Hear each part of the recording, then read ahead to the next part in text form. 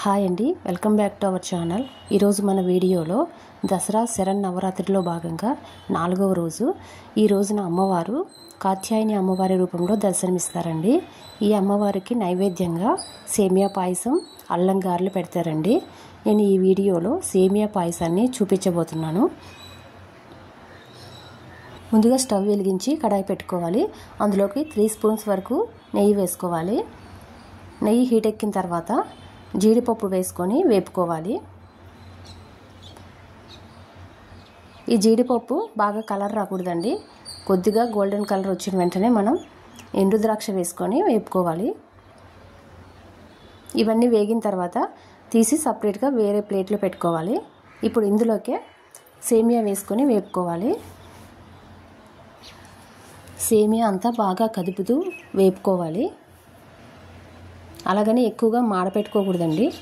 ఓ మాదిరిగా golden brown colour వచ్చే వరకు వేపుకుంటే సరిపోతుంది. ఇప్పుడు ఇందులోకి మిల్క్ని యాడ్ చేసుకోవాలి. నేను 1 కప్పు సేమియా తీసుకున్నాను. ఇందులోకి 4 కప్పుల వరకు మిల్క్ని యాడ్ చేసుకోవాలి.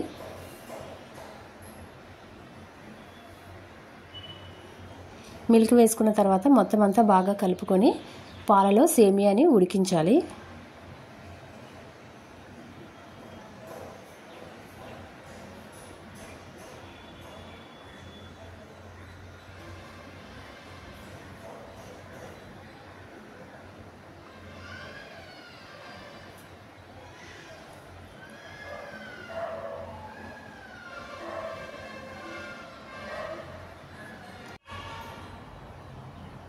సేమియా ఉడికిందో లేదో తెలుసుకోవడానికి సేమియాని పట్టుకొని చూడాలి.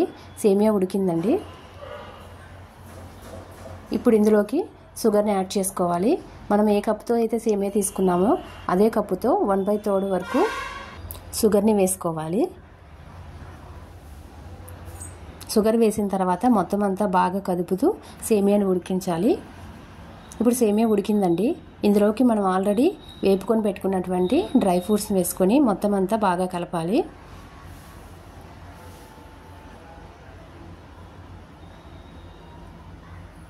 అంతేనండి, సేమియా పాయసం రెడీ అయిపోయింది. ఇది కాత్యాయని అమ్మవారికి నైవేద్యంగా పెడతారు.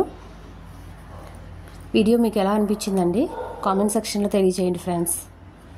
మీకు కానీ నచ్చినట్టయితే ప్లీజ్ లైక్ చేసి, షేర్ చేసి, సబ్స్క్రైబ్ చేసుకోండి friends. Thank you so much for watching friends. Thank you.